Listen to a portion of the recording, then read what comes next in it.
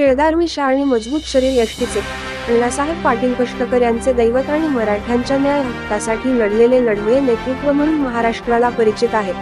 पाटण तालुक्यातील मंदुळकोळे या छोट्याशा गावात गरीब शेतकरी कुटुंबात जन्मलेल्या अण्णासाहेबांना त्यांच्या मातोश्रींनी उपजत परिश्रमाचे बाळकडू पाजले होते। कमी शिक्षणामुळे मेहनतीच्या कामाशिवाय पर्याय नसल्याने सुरुवातीला त्यांनी मुंबईत उसाच्या घाण्यावर काम केले। त्यानंतर लाकडाच्या वखारीत मजूर म्हणून नोकरी पत्करली। त्याकाळी कामगारांची मालकांकडून होणारी पिळवणूक सहन न झाल्याने साताऱ्याच्या मातीतल्या या धाडसी नेतृत्वाने कष्टकऱ्यांच्या मनामनात आपल्या हक्कांसाठी अन्यायाविरोधात लढण्यासाठी प्रज्वलित केलेली ठिणगी पुढे मशाल बनली। तिच्या तेजात तमाम कष्टकऱ्यांचे जीवन उजळून निघाले। अण्णासाहेब पाटील माथाडी कायदा व माथाडी मंडळाची स्थापना एवढेच करून थांबले नाही, तर माथाडी कामगारांच्या जीवनात स्थैर्य प्राप्त व्हावे, अडीअडचणीच्या काळात संघटनेच्या माध्यमातून माथाडी कामगारांना मदत मिळावी यासाठी त्यांनी अन्न, वस्त्र, निवारा, शिक्षण आणि आरोग्य या मूलभूत गरजांचा दूरदृष्टीने विचार करून माथाडी भवन, माथाडी पतपेढी, नवी मुंबई येथे माथाडी हॉस्पिटल, माथाडी ग्राहक सोसायटी या संस्थांची स्थापना केली।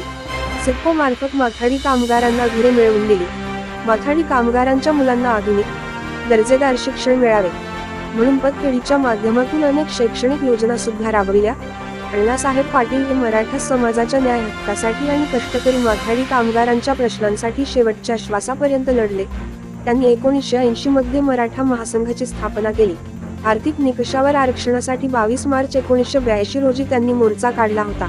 मराठा समाजाला न्याय मिळाला नाही तर मी दुसऱ्या दिवशीचा सूर्योदय पाहणार नाही, असे त्यावेळी ठणकावून सांगणाऱ्या अण्णासाहेबांनी दुसऱ्या दिवशी पहाटे स्वतःचे जीवन संपवले। संपूर्ण महाराष्ट्र अण्णासाहेबांचे कार्य जाणतो। अण्णासाहेब पाटील यांचे कार्य आणि त्यांच्या विचारांचा वारसा सर्वांनी संघटितपणे पुढे नेणे हीच त्यांच्या पुण्यतिथी निमित्त त्यांना आदरांजली ठरेल। जावली तालुक्यातील हातगेघर गावात 1987 मध्ये अण्णासाहेब पाटलांचा पुतळा बसविण्यात आला। तत्कालीन माथाडी कामगार युनियनचे पहिले अध्यक्ष ज्ञानदेव लक्ष्मण गोळे व वसंतराव गोळे, टोळी नंबर 7 मुकादम सखाराम मारुती गोळे, ज्योतिबा गोळे यांच्यासह गावातील सर्व माथाडी कामगार यांनी पुतळ्याची हातगेघर गावात स्थापना केली। सालाबादप्रमाणे याही वर्षी स्वर्गीय अण्णासाहेब पाटील यांची पुण्यतिथी सातारा जिल्हा मराठा महासंघ युवक यांच्या वतीने साजरी करण्यात आली।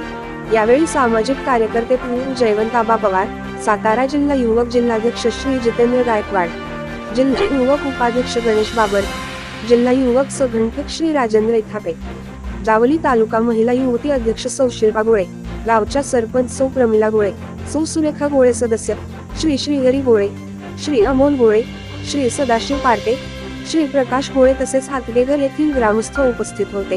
न्यूज मराठी लाईव्ह प्रतिनिधी श्री विलास दरेकर, हातगेघर, तालुका जावली।